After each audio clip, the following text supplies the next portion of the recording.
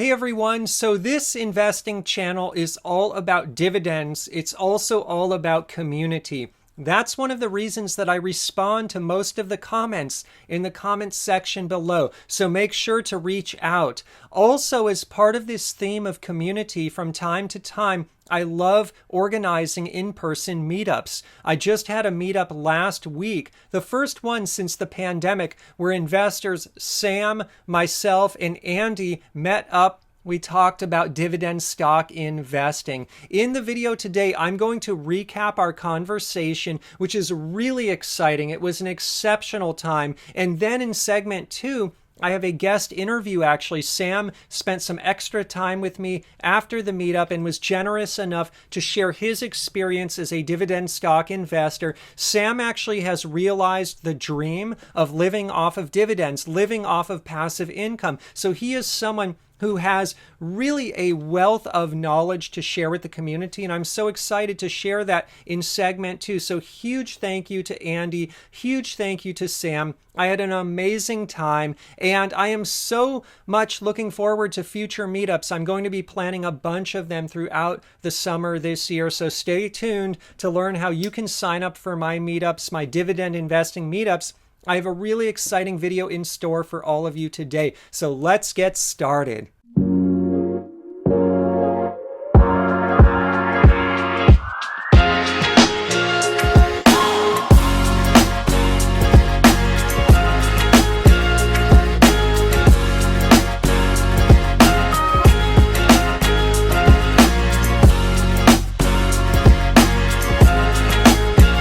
Welcome to PPC Ian. This is dividend stock investing for everyone.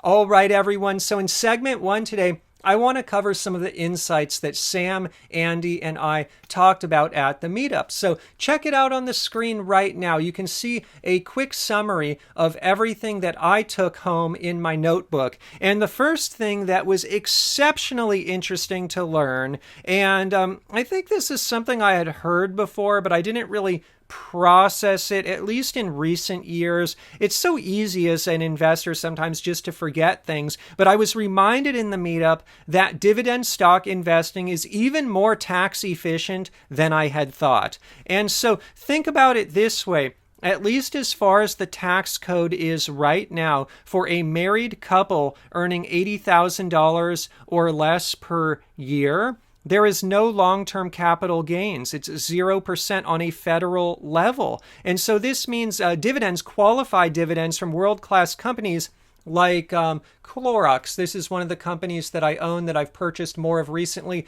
that we talked about at the meetup. These dividends are qualified, meaning they're treated as long-term capital gains. For a married couple who is filing jointly, if that married couple earns $80,000 per year or less, the dividends on a federal level in the United States are taxed at 0%. That is my understanding. And I'll share a screenshot right now. Check it out on the screen. This is courtesy of Bankrate. So thank you, Bankrate, for that information, and also the IRS. And you can see on that screenshot, it also talks about single people. So single people who are filing singly on their tax returns in the United States, if they're earning $40,000 per year or less, the long-term capital gains tax rate is 0%. So 40,000 single, 80,000 as a married couple filing jointly. That is so exciting because think about it. And this actually, I want to tell you one other thing that I thought about after this meetup. I love these meetups because they get me thinking. And we talk here sometimes about home ownership and buying a house versus renting a house, or buying a home versus renting a home. We talk about having a mortgage versus paying off a mortgage. You may think, hey, I can't quite get by on $40,000 a year, or I can't quite get by as a married couple, maybe with kids as well, on $80,000 a year, depending on where you live. But if you can take the housing expense out of the equation, that's another hack in all of this. And so think about it. If you have rent, for example, and that's a few $1,000s a month, that's a good chunk of that overall pie. Or even if you buy a house but you owe a mortgage on it that's a few $1,000s a month, a big chunk out of the overall pie. But if you actually have a home that you own and you pay the thing off, yeah, there's recurring expenses like property taxes and insurance and maintenance and utilities, so on and so forth. But you take a big chunk out of the equation and then you start extrapolating and thinking about the future, and you're like, hey, maybe I could get by on $40,000 or less of dividends a year, or $80,000 or less in dividends a year, pay zero taxes on those dividends at a federal level, and live pretty comfortably because the housing expense, the housing equation is removed from the pie. And so that was a huge takeaway I had from this meetup, and I thought that was really interesting because dividends are so tax efficient, and putting that kind of housing variable or taking the housing variable out of things, it makes it even more interesting. So what else did I take home from this meetup? Check it out on the screen right now. And so the next thing is just, we talked about, hey, I'm a commercial real estate developer, and we talked about one of the attendees is someone who's involved also in renting out real estate. We talked about side hustles. I certainly have one as a YouTuber. We talked about dividends and how all of these compare. And obviously, dividends are truly passive income. We don't need to attend board meetings. We don't need to attend any meetings. We don't have to really do anything. There will be fires. There will be things that happen at the company. I'm sure on a day-to-day basis at Clorox, there's things happening, but I don't need to know about them. I don't need to know about the drama. I just get to sit back passively as a shareholder and collect my dividends. So it's true passive income. By the way, if Clorox, if you're watching out there, I put this on Twitter, but then I deleted it because I didn't know. I didn't want to kind of say something negative on Twitter about you. But I saw your new corporate logo, and I love the thought that is behind it. And I know a lot of work goes into these kind of things. One of my things that I'm thinking about your new corporate logo, though, is it looks a little bit like the Chase Bank logo, but kind of shifted a little bit. And so it just could create potentially some confusion in the marketplace, but just my 2 cents.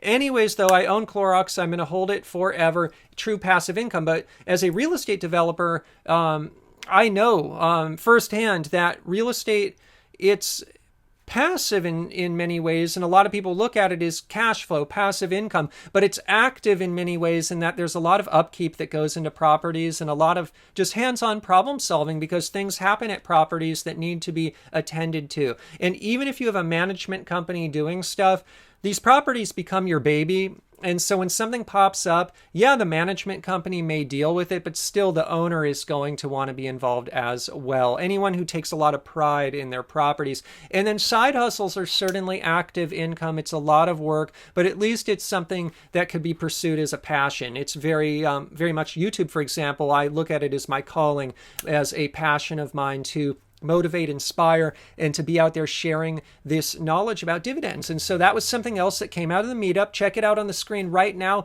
Some other things that came out of the meetup. We talked about survival skills, and one of the attendees brought up that, hey, just a incredibly small amount of Clorox bleach, like 1 or 2 drops.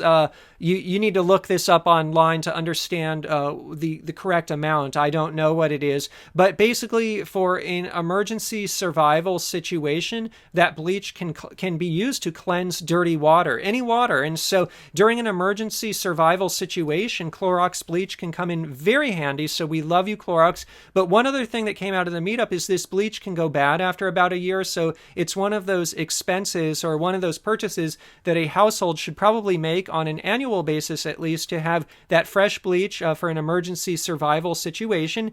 And so on the topic of Clorox, we also discussed how it's being used by airlines, which is really exciting. I'll share a photo on the screen right now. On my recent vacation to Hawaii, I saw that United Airlines has partnered with Clorox, and so that was so wonderful to see. It was really inspiring to know that my aircraft that I was traveling on and my family, my kids, my wife and kids were on, had been cleansed by beautiful Clorox products. And then also at the meetup, it was brought up that Clorox is being used very regularly now in a healthcare setting as well, like in healthcare restrooms, for example. And I'll talk about Clorox in the video today because it's one of the stocks that as a group at the meetup, we thought, hey, it's probably not a bad value right now. And it sounded like multiple members of the meetup myself, I know I'm doing it, are looking to buy, and I already bought a tranche of Clorox recently. I'll probably buy even more. And so what else did we talk about? Check it out on the screen right now. We also chatted about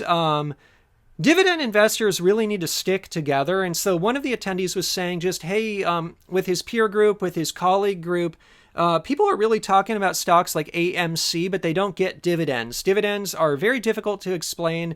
People don't generally understand that you can receive passive income from a instrument like a dividend stock, and that the dividends go up over time, that they can be reinvested, that a yield on cost can be just exceptional over the long run. I think a lot of people don't understand that dividends weathered the storm really well during the 2020 correction.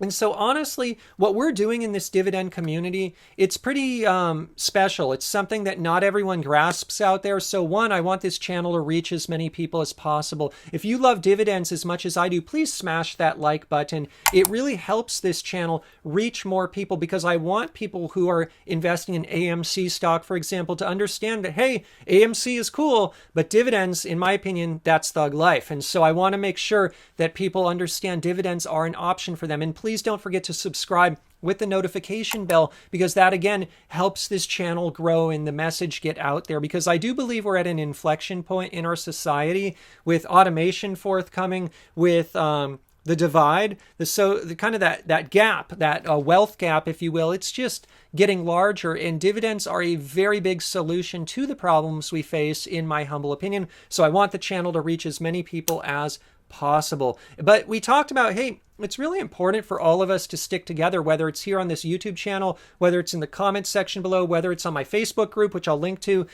somewhere below, probably in the pinned comment, whether it's in the in-person meetups as well. And if you want to join a future meetup, most of them, or all of them that I've done so far, have been in California. So if you're anywhere in California, sign up for my local crew. But even if you plan on visiting California at some point, sign up. I'll include in the pinned comment below, in the description below, a link where you can sign up. I have an email list so that you're able to be aware of future meetups that are going to be happening. And I'm excited to, I'm actually planning one potentially upcoming in the greater Los Angeles area for all of my homies out there in Los Angeles. So it's going to be an exciting summer of dividend stock investing meetups. What else? Check it out on the screen right now. And so I really want to get to Sam's segment, because that is the most exciting part of this video. But before we do that, we talked about some value stocks, which are Clorox and General Mills. We talked about some top of mind stocks, which are Apple, JP Morgan, JEPI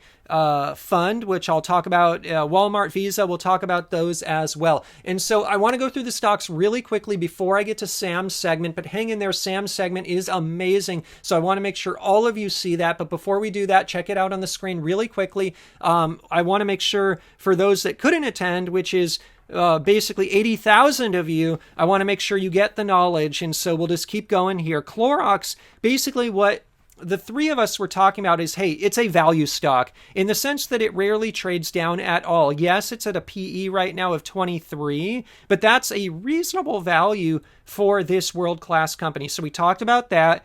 I think everyone really liked the 5-year compound annual growth rate. I typically target a 7, so a 7.7 is above my expectations. And so whereas the starting yield, it's only 2.6%, that growth rate will do wonders on it. 5-year average of 7.7. And we also talked about, this is somewhat in the world of our current world and our current climate at 22 billion, a small cap company. So that's Clorox. I bought some recently. I'm going to buy more. I'll just keep going with that. I love that company.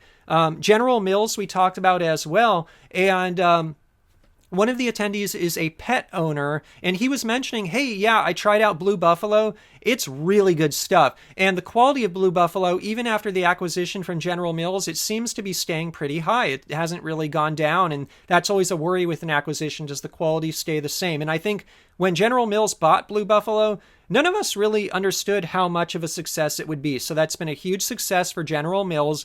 And what we also love about General Mills right now, what we were talking about at the meetup, is that PE, it's only 15, and that's really great in this current stock market where everything is so expensive. And a starting yield of 3.5% is really sweet right now. Now, the 5-year dividend growth rate is low at 1.2% per year on average, but it had been they had paused the dividend increases for a while due to the acquisition. Now, what I would say is the market cap at $35.9 billion, that's still reasonably small cap, just getting into that mid cap range in our current just kind of landscape of the market. And who knew pet food would have been so big? And so it was funny, while we were talking at the meetup, there was just some random guy there. We were at Starbucks, of course. And there's some guy there. We were talking about Apple stock, and he's like, hey, I own Apple stock. Who are you guys? And so I told him about the channel, and it was really fun that the meetups were attracting other like-minded investors who were also at Starbucks. So anyways, I want to get into a few more stocks. Check it out on the screen right now. These are the ones we discussed at the meetup. We talked about Apple.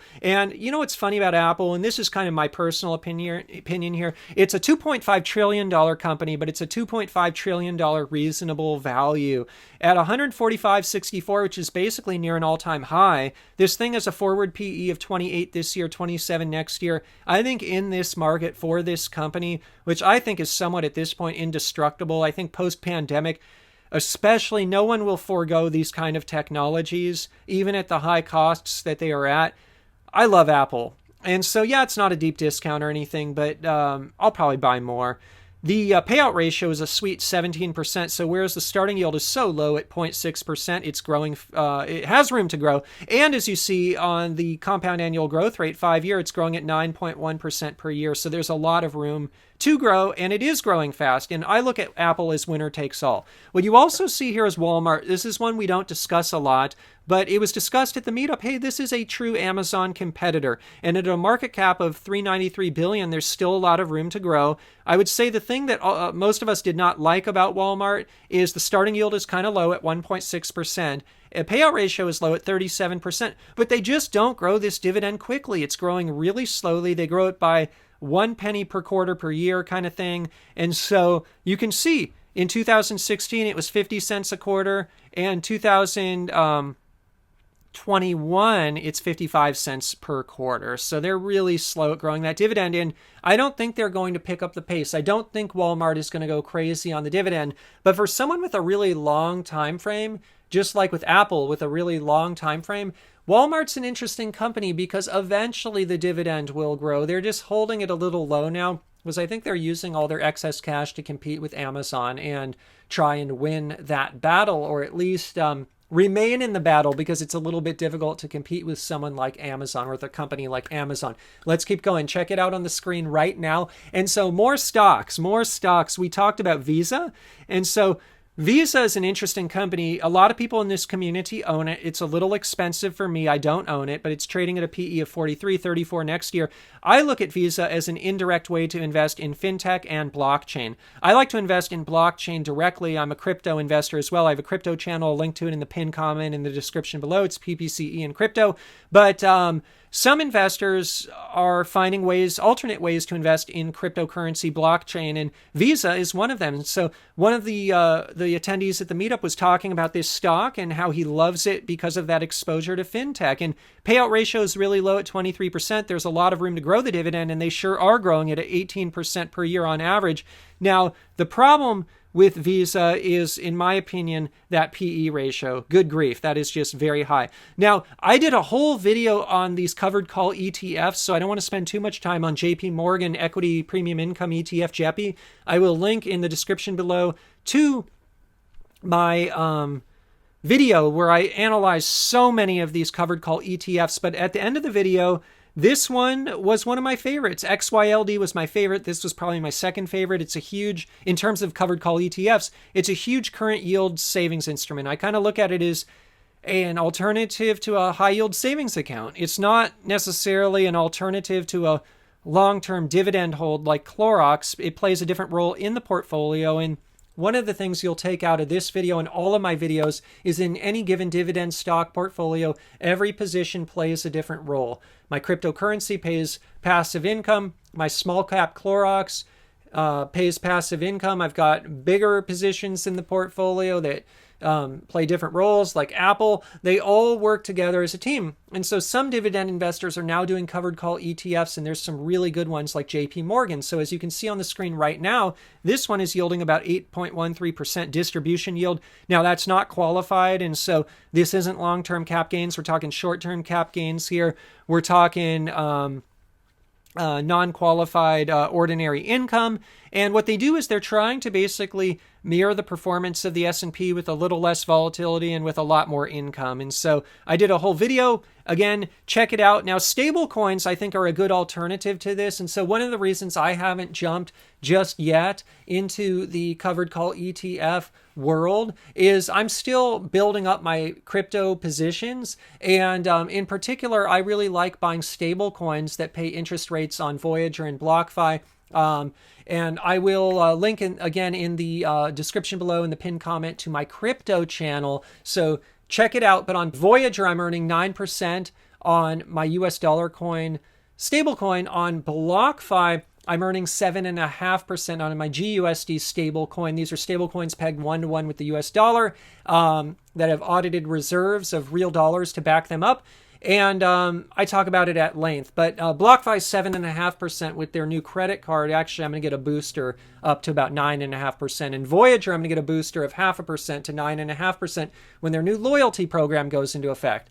Probably a lot more than you wanted to know right here about crypto. But anyway, check out my crypto channel. And in terms of full disclosure, I am an affiliate of Voyager and BlockFi. I'll include in the pinned comment below all kinds of links if you do want to sign up, because I've got some really great links where you're rewarded, I'm rewarded, and it's really good opportunities in my humble opinion. All right, everyone. And so with all of that, now is the really exciting part. And so I met Sam, honestly, a few years ago, many years ago, at the beginning of all of this, when I just started my YouTube channel. He is one of my early subscribers.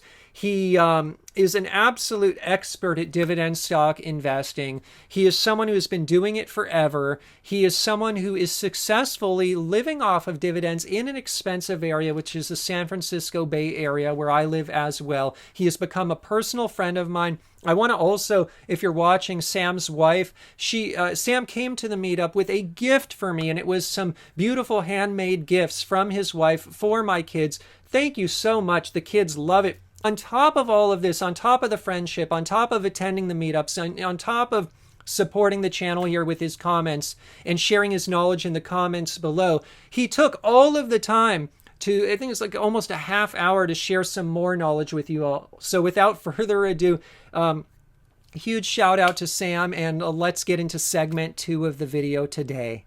Hey everyone, Ian here from PPC Ian. We just had our dividend investing meetup at Starbucks, and I'm here with my friend Sam, who is a seasoned dividend stock investor. I'm going to ask him a few questions in the video today, talk about some of the things we discussed at the meetup, and also his experience with dividend stock investing. And a fun fact, if you've been watching my videos for a long time, back in 2019, I had the pleasure of interviewing Sam here on this channel before. So welcome back, Sam, to the channel. Great to be here, Ian. I'm so happy we could get together in person, because we've been not been able to do that for about a year and a half now, and we missed the last meetup.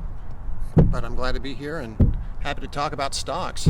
Yeah, it really has been a while, and so it's a true blessing to be able to have these meetups in person again. And so we want to talk about a variety of things today. I would want to start off actually just with a fun topic about United Technologies, because we were just talking about this at the meetup just now, and we were talking about United Technologies becoming Raytheon Technologies, spinning off Carrier and Otis, and how that was really a successful event for dividend investors. I own those stocks, and I know Sam does as well. Sam, what has been your experience with United Technologies and Raytheon Technologies? Well, I have to say I was skeptical of the two spin-offs, that they would do anything, Otis and Carrier.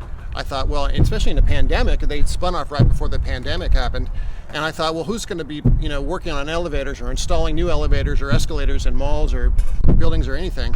But those two stocks, Carrier and Otis, have performed stunningly. Yeah. I think Carrier's up over 100%, Otis right around the same, and Raytheon was the laggard of the group, which is unfortunate, but I'm happy to have all three of them, and I think they're all great companies. I'm going to continue to hold them. I wish I had bought more Carrier after the spinoff. I did not. I just kept the shares that I was given, but maybe there'll be time to add some later on.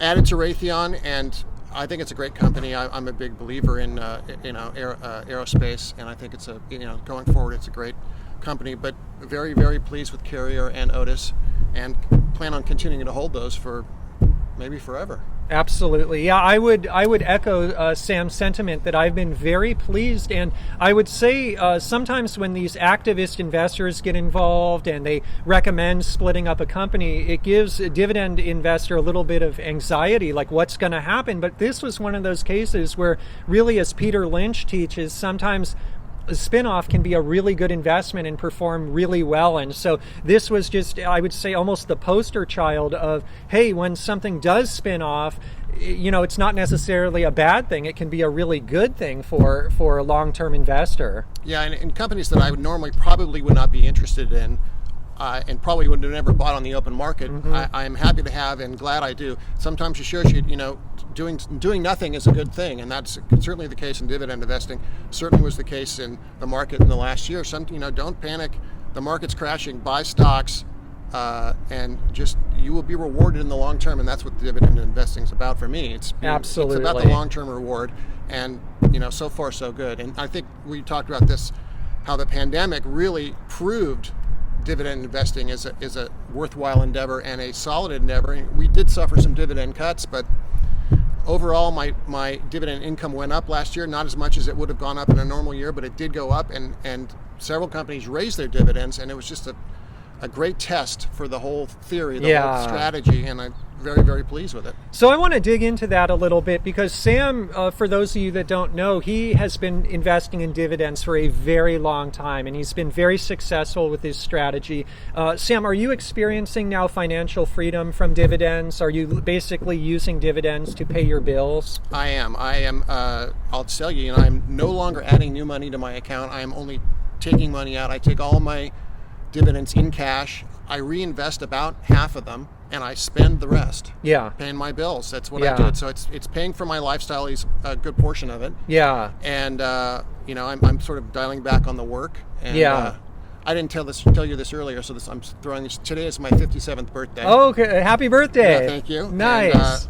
And so I do use dividends to fund my lifestyle to a great degree right now. And if you guys can probably see on camera, but in person as well, he probably looks about 40, 45, and so that's probably a element of dividend investing as well, that it brings a lot of value to one's lifestyle and to how they can experience life. And would you say that dividends have changed your life in many ways, or allowed you to enjoy different experiences and having more time that you might have not had otherwise? Yeah, I will say that, and it just, as you get older, you focus on going forward your bills, and you understand what it takes to live. And I think it's a great comfort knowing I have that cash flow coming in every month to pay my bills. As I like to say, they always say there's only certain things are death and taxes. Well, I would say the third thing might be bills, right?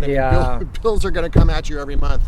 And I really do sleep well at night because I know that I will have enough cash, put into my account in every month to cover the basic necessities of life, and anything excess I can just enjoy and do those other things. But the basic necessities are now covered, and that's a great feeling. Absolutely. And now one thing I want to go back to is Sam brought up this point about the pandemic and when the market did tank.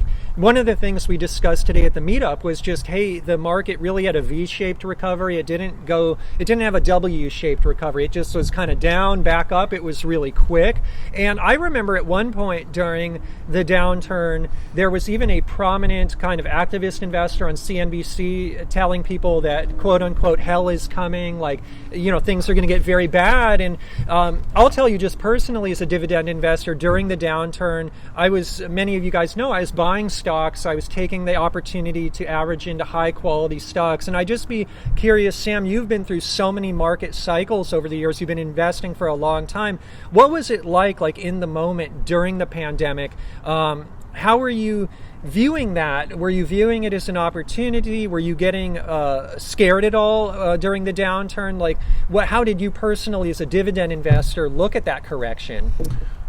I'll say this. I bought the bottom. Yeah. I bought the very bottom. Of course, I bought every day before that, and many days after that. I was buying stocks every day. Yeah. That's what I knew to do, and I bought more than I know. I'm always buying stocks. Yeah. Good markets or bad markets, I am adding to positions that are on sale all the time, and I did more buying during that period than I usually do, but that's what I was doing. I knew it would come back. It always does. I did not think it would come back in 8 months. I thought it would take a few years. Yeah. And I told my wife that. I remember saying, this is going to take a while to come back, and boy was I wrong. And that's the thing. You're going to be wrong, but if you stick with a strategy, you will win in the long term. Yeah. And that's, I'm happy the market came back. It was great. But I was buying stocks as fast as I could, and with as much money as I had. And I was happy when the dividends paid, so I could buy more stocks. Absolutely.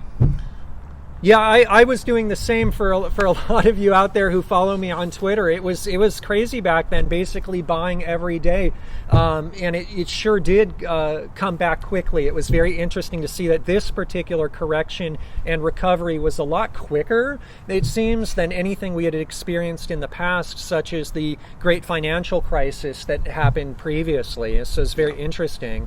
One question I would just have, Sam, you've been in dividend stock investing for a really long time.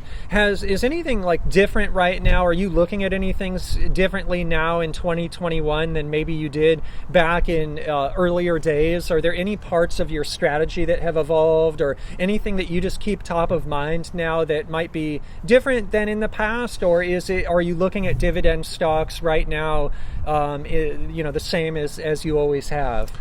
I'm actually looking at them in a more loving way, as I appreciate them more now. Yeah. Going through that correction was pretty bad, and it was the 2009 correction that sort of got me into the whole dividend thing. I was a stock investor, no doubt, and I had a portfolio of ETFs and some mutual funds, but I realized that if I needed the money, I would have to sell in a down market, and that's a terrible thing to do. It's a terrible thing to have to sell an asset when the prices are low.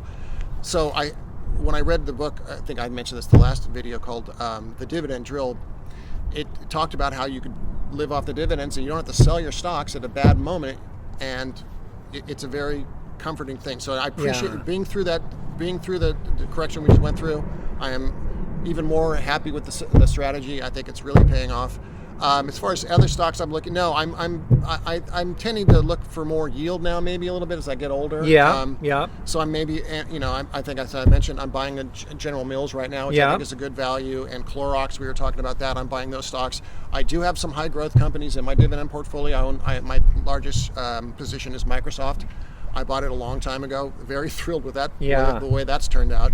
I think I mentioned when I bought Microsoft, it was yielding 3%. Wow. That's hard to believe, because it's much less than 1% now, because it's gone up so much. But so I'm sort of leaning more towards higher yielding stocks right now. That may change if the fast growers take a big dip, but that's what I'm doing now. That's great. Yeah, and I see that a lot on the channel, because there are all kinds of investors in our community, and it's now almost 80,000 subscribers, and I have folks who are just starting out in their 20s. We had another member of the community who joined us at our meetup. It was really wonderful today. Shout out to Andy, and he's got more years ahead in his dividend investing journey, and then we've got folks who are further along in the journey, and I think there are different stocks that may make sense for different groups, and certainly people who are at retirement or really close to it. Sometimes the higher yielders, it makes sense because it gives the cash flow right now. And so I'd be curious, Sam, we were talking about at the meetup just General Mills. What do you think about General Mills and like the Blue Buffalo acquisition? Yeah, we talked about that because at the time Blue Buffalo happened, I was not happy about it. I was a shareholder of General Mills at the time, and I thought they overpaid for that company. I think it was $7 billion or maybe more. It seemed like a lot of money for dog food, a small dog food company. But I was wrong. Again, I was wrong, and they were right. That's why I buy these companies, is to have them manage them, because they know what they're doing. And that acquisition has turned out to be wonderful for them, and they are now back on the track of raising their dividend. They paused it for a couple of years, which was fine. I just like the company. I think it's well run. I think it's a staple in my portfolio, and I like that. It's yielding, I think, about 3.5% right now. So any time it gets down to the low teens, I like to buy it and add to it. And same with Clorox. I think Clorox was a good buy. Recently it's kind of shot up since then. But you got to strike fast. That's why I'm always buying. I always buy. I mean, I buy stocks almost every day.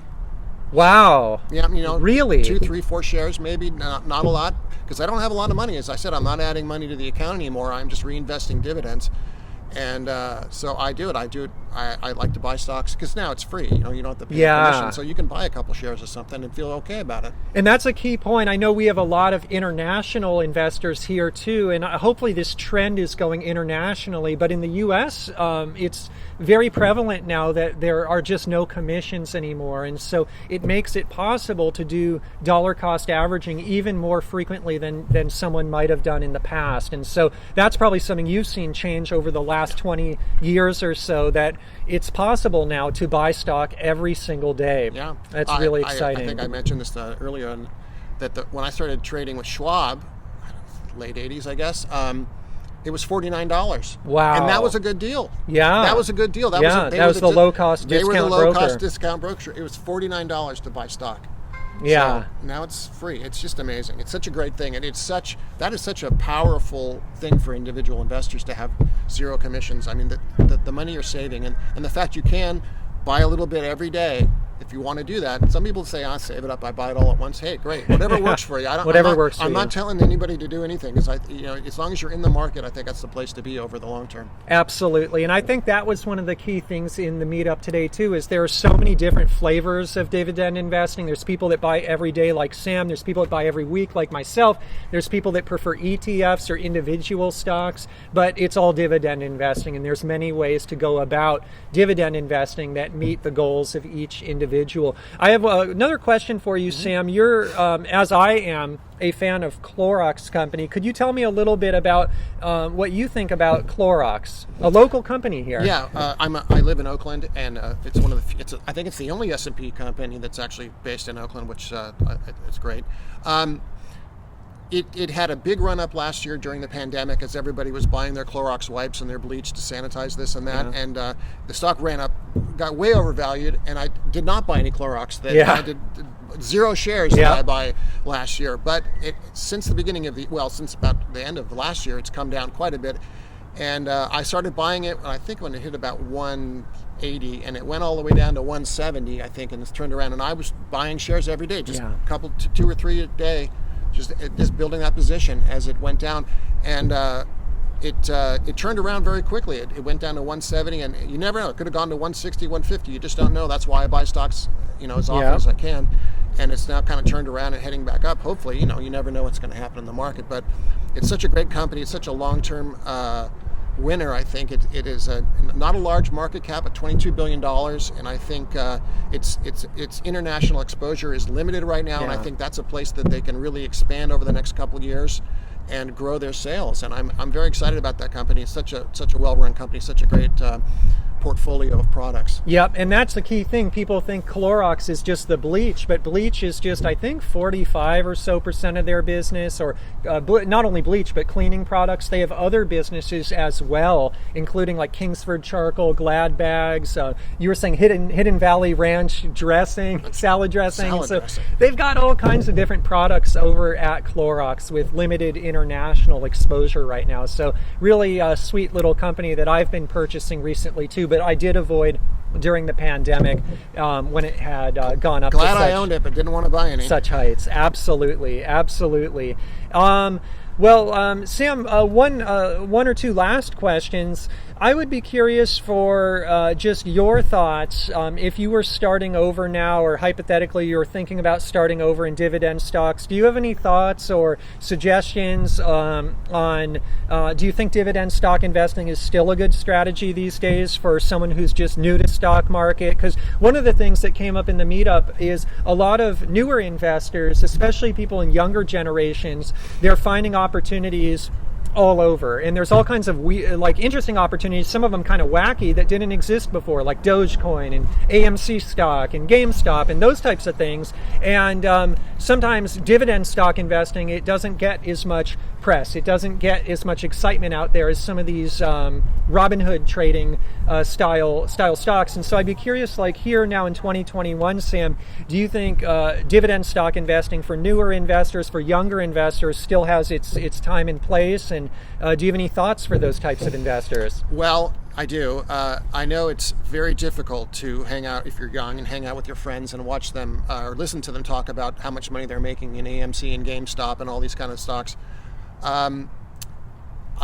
If I had started when I was 20 years old in dividend investing, I would have retired longer ago because that's just the reality of it. And I know it's not exciting, and I know it can be boring, but that's okay. Investing should be boring if you're doing it right, I think. Again, I'm an older guy. I know these are kind of antiquated ways, but yes, I think as long as you get started. Now, you can get started with an ETF. You can get started with anything. I think as long as you're in the market and you're understanding, learn about stocks, understand them, then you can maybe go into, especially with a small amount of money, it's hard to buy individual stocks, I think, and sort of feel good about it. So maybe you want to start with an ETF, a broad market ETF or index fund. And then branch out and start buying individual companies. And there's a host of them. There's the dividend aristocrats. You can read about those. They are stocks that have raised their dividends for the last 25 years, I believe. Yeah. And that's a great place to look for them. And I would recommend it because I really enjoy understanding a company and what they do. That is part of the attraction for me. It's not just owning stocks. I really like Clorox. I love their products. I buy their products. Home Depot is my second largest position. I love that company. I go there all the time just to see what's going on, what they're selling, and I enjoy that part of the investing, and I feel connected to the company. I don't know if I felt that way when I owned ETFs. I feel connected to these companies, and I like that. They always say you shouldn't marry a company, but that's not, or don't love it because it's not going to love you back. But I don't know. I kind of do love these companies. And I think they're going to be there for me in the long run. That's the point. And hopefully the long run is a much longer time period for me, and I know it is for you. And it is about sleeping well at night, and that's Absolutely. what I do. Dividends give me that comfort that I have that cash flow coming in, and that's what I want in my life at this particular time. Now I know when you're younger, and I was younger, I was in the .com area, and I was doing the crazy things and trading stocks, and I made some money and I lost some money. But you can't consistently count on that to fund your lifestyle. That's what I learned over the time. How long have you been dividend investing? Well, like I said, I think I started in 2009. Wow. I had been in the market, like I said before, like ETFs. I did own some tech stocks in the 90s, but I just realized that I have a certain amount of income that I need, and I don't want to have to sell stocks at an inopportune time. That's what I learned. It's like, especially in retirement, maybe when I'm 70 years old, if you get into a bad bear market that lasts maybe 10 years and you have to sell off your portfolio to live, that's going to be a difficult thing to do, and you may run out of money because you don't know how long that's going to last. But the companies that I have, and I have 42 now with the spinoff from United Technologies, the odds are that 99% of them are going to keep paying those dividends and if not raising those dividends. Absolutely. And I don't worry about that. I don't have to worry about selling off a stock when the market crashes just to pay bills. Absolutely. And I think that's a really key point about dividends is with a dividend, you can use the dividend to pay your bills, and so you don't have to sell the goose that laid the golden egg, if you will. You don't have to sell the equity. And so Sam is an OG investor, been around doing dividends forever. He's someone in the community that has achieved the dream through very hard work of using dividends to pay for his bills. And so I just want to thank you, Sam, for making the time today, not only for the meetup. We had a great meetup, about an hour and a half here in Foster City. We have the beautiful lagoon behind us now. We met at the Starbucks, of course. And so, Sam, thank you for making the time today to share your story, your insights with everyone out there, because I know a lot of folks out there love hearing my perspective, but it's even more exciting to hear from people actually who have been dividend investing and achieving the dream out there, in addition to myself. So thank you for taking the time. Well, Ian, you are welcome, and it's a joy to be here, and it's so great to be back in person. Oh my goodness. To everybody out there, it's a real pleasure to meet this man. I really appreciate what he does, and we are all better off for what he does, because we're all becoming better investors. You got me to buy Starbucks. Yes. Yeah, so there you go. So he talked me into it, even though it seemed a little overvalued to me. Yeah. I don't know if I would have bought it, but you convinced me. So. And now it's even more overvalued. Yes, now it's even more overvalued, and I own lots of it, so thanks. Yeah, well, you are welcome, and thank you, Sam, for all of your knowledge and support, and to everyone out there. I will do my disclosures and disclaimers at the end of the video, but before we leave this segment, just in terms of a disclosure, the stocks that we just mentioned, both myself and Sam own the stocks that we talked about here, and also in terms of just a disclaimer, this is just an informal conversation, and so certainly just sharing our personal stories and for fun and entertainment purposes only. And thank you everyone for tuning into the segment here, and I'll see you all in a minute. All right, everyone. So I really hope you enjoyed that interview with Sam. Thank you again, Sam. It was such a pleasure having that opportunity, my friend. And I also want to say thank you to Andy for showing up to the meetup as well. Andy, it was so wonderful meeting you for the first time. Andy's been watching the channel a few years. He was able to make this meetup.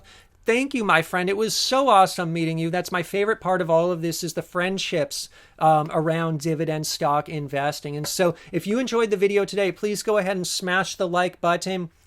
Show some love for the channel. Smash that like button if you enjoyed the guest interview with Sam. Please go ahead and subscribe as well with the notification bell. I want to reach 100,000 subscribers. That's my goal. By the way, I'm on Instagram. I'll link to that in the pinned comment. I just did an Instagram live on Monday. I'll probably do another one next Monday. So connect with me on Instagram for more great content on dividend investing. If you love what you see here, I've also got 39 bonus videos on Patreon. It's only $3 a month. You can cancel at any time. 39 videos, guys. So check that out on Patreon. I've got like 175 plus patrons who are loving it over there.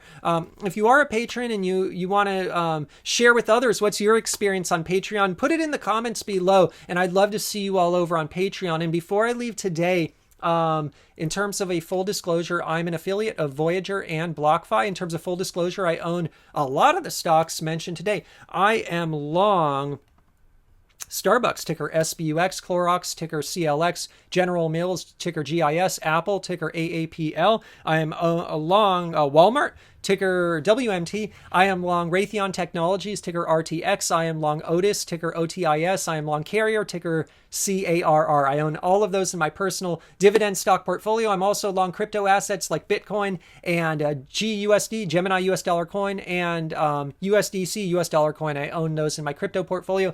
In terms of a friendly disclaimer, today's video is not investment advice. I'm not a licensed investment advisor. Today's video is just for your fun and entertainment. If you're going to go out and invest in the stock market or anywhere else, please consult your licensed financial advisor first. It's possible to lose a ton of money in the stock market and crypto, so proceed with caution, especially because this market has gone up so high. I'm just sharing my journey here for fun. I love you all. Thank you for your support. I'll see you in the next video.